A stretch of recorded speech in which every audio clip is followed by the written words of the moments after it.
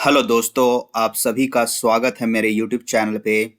आज की इस वीडियो में हम बात करने वाले हैं कि जो कोल इंडिया में मैनेजमेंट ट्रेनी ज्वाइन करते हैं और जो डिफरेंट डिसिप्लिन में ज्वाइन करते हैं, उनकी life, day to day life कैसी दिखती है कोल इंडिया में, उसी के बारे में हम इस वीडियो में बात करेंगे। तो सबसे पहले जो मेन इंपॉर्टेंट जो डिसिप्लिन है कोल इंडिया के लिए, वो है माइनिंग माइनिंग इंजीनियर्स। सो कोई अगर मैनेजमेंट ट्रेनी माइनिंग में ज्वाइन करता है तो उसकी लाइफ कैसी होती है कोल इंडिया में। तो माइनिंग जो है वो डायरेक्टली प्रोडक्शन में इन्वॉल्व है। तो यानी कि चाहे ओपन कास्ट माइन हो या वो अंडरग्राउंड माइंस में पोस्टेड हो, उन वो डायरेक्टली प्रोडक्शन में इन्वॉल्व हैं। उनको जो डे टू डे प्लानिंग करनी होती है कि कौन सा फेस एक्टिव रहने वाला है, कहाँ पर कोयले का प्रोडक्शन होगा, फ्यूचर प्लानिंग क्या होगी, या माइन में और बहुत सारी चीजें हैं जैसे कि ब्लास्टिंग ऑफिसर्स होते हैं।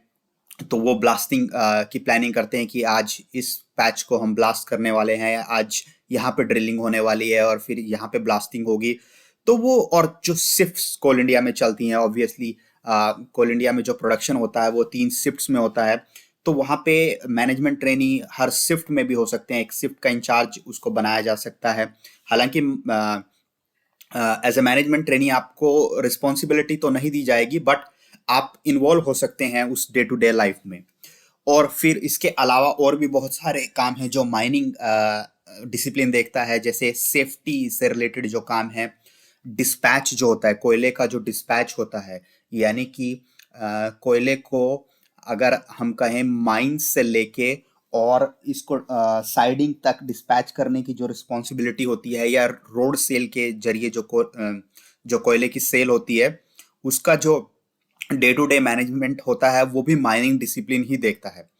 तो जो माइनिंग डिसिप्लिन आप ऐसे समझ सकते हैं, वो डायरेक्टली इन्वॉल्व है माइंस के अंदर। तो 99% चांस है कि कोई मैनेजमेंट ट्रेनी अगर कोल इंडिया में आएगा तो उसको एकदम से श्योर है कि उसको माइंस में जाना है, या तो वो ओपन कास्ट माइन में जाए और या अंडरग्राउंड माइन में जाए। और उनके लिए तो बल्कि जरूरी होता है कि आपको अंडरग्राउंड माइनिंग की ट्रेनिंग करनी होती है, क्योंकि उनको सर्टिफिकेट्स लेने होते हैं। तो उसके लिए उनको माइंस में ही जाना पड़ेगा, तो ये तो श्योर है। और इसके अलावा जो HMM है, उनका भी एक तरीके से उनको डिप्लॉय करने की जिम्मेवारी भी माइनिंग इंजीनियर्स की ही होती है कि किस डंपर को किस मशीन के साथ, वो जो सारी प्लानिंग होती है वो भी माइनिंग इंजीनियर्स ही प्लान करते हैं। और फिर जो हॉल रोड की प्लानिंग्स, कहाँ से कौन सा रोड शिफ्ट होगा, वो सारी प्लानिंग्स भी माइनिंग इंजीनियर्स ही करते हैं। यानी जो प्लानिंग का पूरा पार्ट है वो एक तरीके से माइनिंग इंजीनियर्स के हाथ में होता है। तो बहुत हद तक जो कंट्रोल होता है माइंस का, वो माइनिंग इंजीनियर्स के हाथ में होता है। फिर ये बाकी जो सारे डिसिप्लिन हैं, ये एक तरह से अलाइड डिसिप्लिन है, ये एक तरह से सपोर्ट करने के लिए डिसिप्लिन है, जो बाकी डिसिप्लिन अभी मैं बात करूंगा। फिर उसके बाद जो बड़ा डिसिप्लिन आता है जिसको कि एक्सकवेशन कहा जाता है, और जिसमें माइनिंग सॉरी मैकेनिकल इंजीनियर भी हो सकते हैं और इलेक्ट्रिकल इंजीनियर्स भी होते हैं। तो ये क्या करते हैं, ये मेंटेनेंस का काम देखते हैं।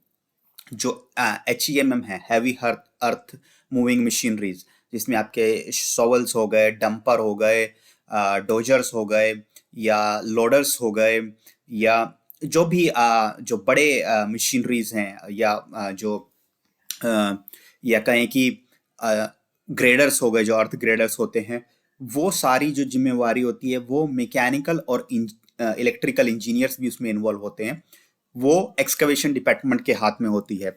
और यही लोग इंश्योर करते हैं कि सारी मशीनें एकदम परफेक्ट कंडीशंस में हैं, और वो प्रॉपरली मेंटेन्ड हैं, और वो प्रोडक्शन के लिए रेडी हैं। तो ये इनके बिना माइनिंग हो नहीं पाएगी, यानी माइनिंग चल नहीं पाएगी।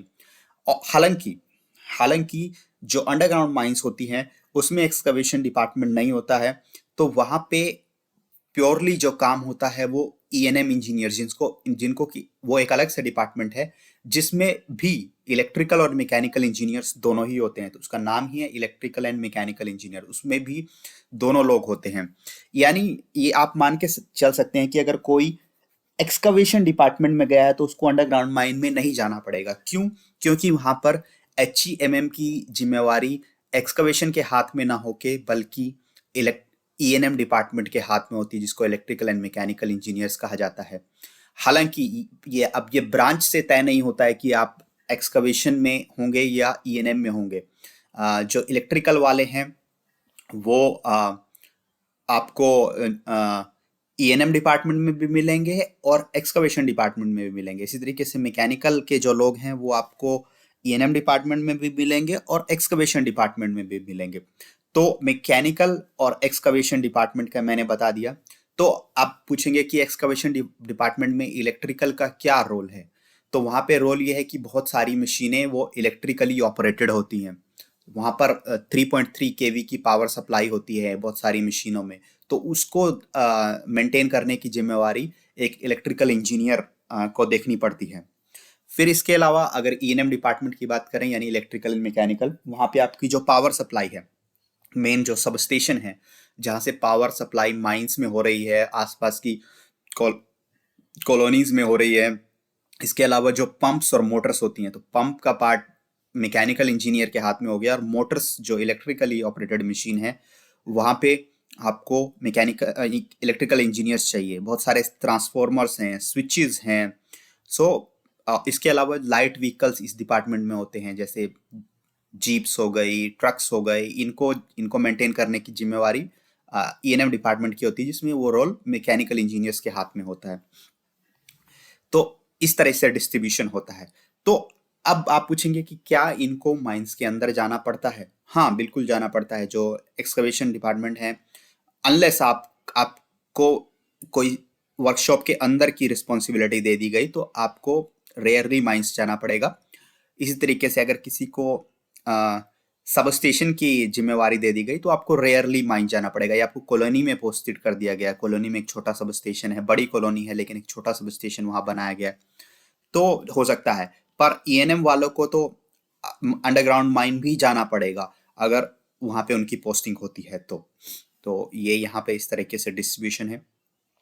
फिर अगर सिविल की बात करें तो सिविल जो मेनली जो है वो जैसे आपकी कहीं पे कॉलोनी की मेंटेनेंस देखनी है, यानी कॉलोनी में क्वार्टर्स हैं, इसके अलावा कॉलोनीज के रोड्स हैं, इसके अलावा वहाँ पे ड्रेनेज सिस्टम है, या फिर ऑफिस की कोई बिल्डिंग बननी है, उस तरह की प्लानिंग्स जो होती है वो सिविल के हाथ में होती है। ये सारे काम सिविल डिपार्टमेंट करता है कि जो वो इंश्योर करता है कि जो बिल्डिंग्स, ऑफिस बिल्डिंग्स या वर्कशॉप बिल्डिंग्स या कॉलोनी बिल्डिंग्स वो किस तरह से बनेंगी, या उनके किस तरीके से टेंडरिंग होगी, वो सारा सारा जो काम है वो सिविल इंजीनियरिंग के हाथ में होता है। फिर एचआर का रोल क्या होता है? एचआर आपके जो एम्प्लॉयज़ के डे टू डे के जो प्रॉब्लम्स होती हैं, जैसे कि सैलरी से रिलेटेड या फिर पीएफ से रिलेटेड, या फिर आप कहें कि और जो सारे बेनिफिट्स हैं उनको देखने का काम एचआर के लोग करते हैं। तो ये भी नॉर्मली एरिया में प्रोजेक्ट में भी एचआर के लोग होते हैं। इसका मतलब माइंस में तो नहीं जाते हैं पर प्रोजेक्ट में इनके लोग होते हैं, और इनके बहुत सारे चांसेस हैं कि आप एरिया में भी पोस्टेड हो सकते हैं, हेडक्वार्टर में भी पोस्टेड हो सकते हैं, क्योंकि एचआर उस तरह का डिसिप्लिन है जो कि डायरेक्टली प्रोडक्शन में इन्वॉल्व नहीं है। फिर सिस्टम्स जो होता है वो जो नॉर्मली आईटी इंफ्रास्ट्रक्चर है कोल इंडिया का, जैसे ईआरपी हो गया, या जो बहुत सारी साइट मेंटेनेंस और ये सब चीज़ें हैं, उससे रिलेटेड काम ये लोग करते हैं। तो नॉर्मली ये एरिया में पोस्टेड होते हैं क्योंकि बहुत कम लोग होते हैं सिस्टम्स के, और नॉर्मली इनको माइंस नहीं जाना होता है। हालांकि कभी कभार एज ए कह सकते हैं कि जस्ट एन एडवेंचर आप वहीं जा सकते हैं, बट नॉर्मली इनको नहीं जाना होता है। इसी तरीके से फाइनेंस के लोग जो हैं वो जो जितने भी बजट्स होते हैं उनसे रिलेटेड जो रोल हैं, यानी आपको अगर किसी चीज़ की मेंटेनेंस करानी है किसी एक मैकेनिकल इंजीनियर को, तो वो एक उसको थ्रू टेंडरिंग करवाते हैं, तो वो जो बजट और उससे रिलेटेड चीज़ें हैं वो फाइनेंस के हाथों में होती है। तो ये नॉर्मली एरिया में प्रोजेक्ट में भी लोग यहाँ पे पोस्टेड होते हैं या हेडक्वार्टर्स में, पर इनको माइंस नहीं जाना होता है क्योंकि ये डायरेक्टली प्रोडक्शन में इन्वॉल्व नहीं है। तो इस तरीके से जो नॉर्मल जो डिपार्टमेंट्स हैं कोल इंडिया के, इस तरीके से वहाँ पे मैनेजमेंट ट्रेनिंग्स को रोल असाइन होते हैं।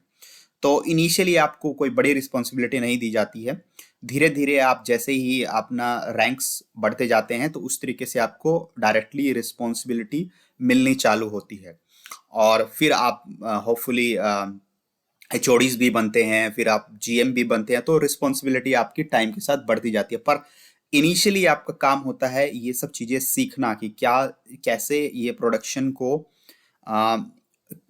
प्रोडक्शन में सारे डिपार्टमेंट्स इन्वॉल्व हैं, आप किसी को नहीं छोड़ सकते हैं। हालांकि माइनिंग उसमें डायरेक्टली इन्वॉल्व है, बट आप किसी भी डिपार्टमेंट को कम नहीं आंक सकते हैं कि उसका रोल नहीं है। क्योंकि अगर मान लो एक मशीन खराब है, एक मैकेनिकल इंजीनियर उसको मेंटेनेंस के लिए टेंडरिंग नहीं करता है, और एक फाइनेंस वाला कोई अगर एम्प्लॉय है, एक ऑफिसर है, वो आ, उसकी फंडिंग क्लियर नहीं करता है, तो वो मशीन मेंटेन नहीं होगी, अल्टीमेटली प्रोडक्शन नहीं होगा। तो यही रूल है। तो बेसिकली हर कोई लोग इन्वॉल्व हैं, बट कुछ लोगों का रोल ज़्यादा है क्योंकि वो डायरेक्टली माइन में इन्वॉल्व हैं, और कुछ लोग एरिया या हेडक्वार्टर में इन्वॉल्व हैं, बट वो भी देखा जाए तो काम एक ही कर रहे हैं। तो यही था इस वीडियो में। इसके अलावा अगर आपको कुछ और जानना है तो आप कमेंट बॉक्स में जान सकते हैं। Thank you.